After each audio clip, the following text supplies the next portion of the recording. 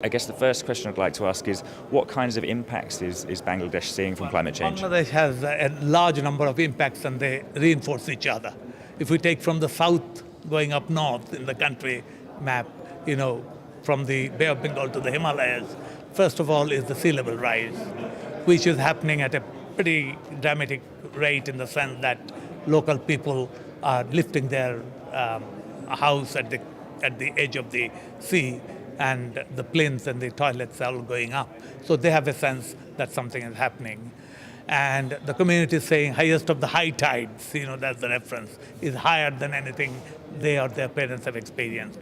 So there is enough. The numbers are something like 7 millimeter per year of increase, which doesn't seem too much, but you take it over 30, 40 years, it starts being significant. And Bangladesh is extremely flat, so that 1 meter sea level rise is 17% of the population, 13% of the land. That's like 150 million people, 15 million people or 20 million people severely affected, many displaced. So that's that. Next is cyclones. There have been three major cyclones in 2 years period, over a 2-year period. Each of those cyclones, Ayla, Cedar, Nargis. Nargis killed 160,000 people in Myanmar. So each of them is a 20-year event that happened, 3 of them in 2 years, is a violation of all the statistical norms. So that's quite serious.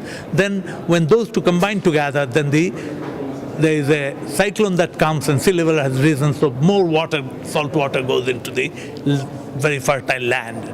So this land loses its fertility, Then you have floods. Bangladesh is often flooded, not because the people are stupid, but only 8% of the water that passes through the major rivers system in Bangladesh falls vertically on Bangladesh. 92% come from outside. So if there is an increase in that flow, then Bangladesh floods. So these rivers, flood is common, and 30% of the country gets flooded on an average. And a little flood is good for the country. A bit too much is bad. But a lot of people get affected, and the flood is increasing, something like 15% increase in the area of coverage in 12 years, last 12 years. So there is an increase in flood. The other part is drought. Though it's flooded during the monsoon, during the dry period there is a shortage of water, and areas get dried, and it's mostly in the northwest part.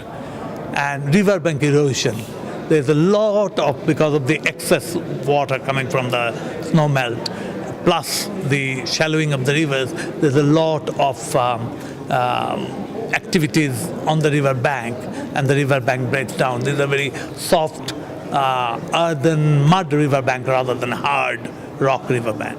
So they break, and people get displaced. Then you have the whole health. All that adds up to food security risks. And food is extremely sensitive. A lot of poor people, 70% of the population still depend on agriculture for their livelihood. So when agriculture gets distorted. The last one is erratic rainfall. Rain comes, even the mean rain around the whole year may be the same, but the delivery of that rain, the time at which it comes, is not the correct time for the agricultural calendar. So that affects food security. So food security gets threatened. Health gets threatened in the sense of increased malaria, increased diarrheal diseases, increased dengue fevers. For example, the diarrheal disease has 2 peaks. One is a flood peak, one is a drought peak. Both are connected to climate systems, hence climate variability and climate change. So overall, every aspect of Bangladesh's economy gets affected by climate change, and the whole issue of displacement is becoming more and more severe as time is passing.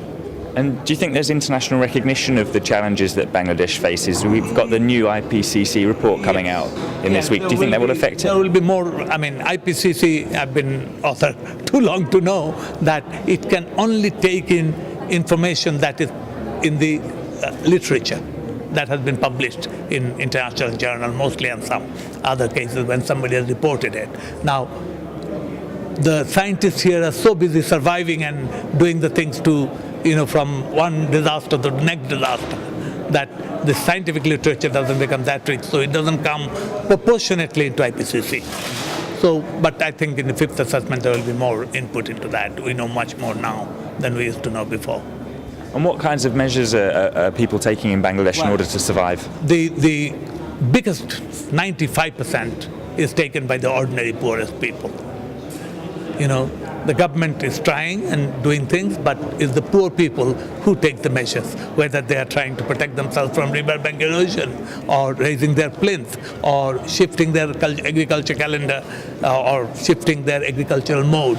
So as the salt water coming, there is some salt-tolerant variety of rice that has already come to the system. They are trying to use it, and we have seen that the planners or the agricultural planners who thought that this will be an area for the southern part of Bangladesh, at that region is not doing very well. It's doing much better at the northern region because they have aimed for the type of salinity, but the salinity front has shifted already between the time they started the research and the time of application, 10 years. So it's a very dynamic picture where things are happening rapidly, and you know, it is said that Bangladesh is the most vulnerable country. That is because of all this multiplicity of vulnerability adding up together in a very complex way.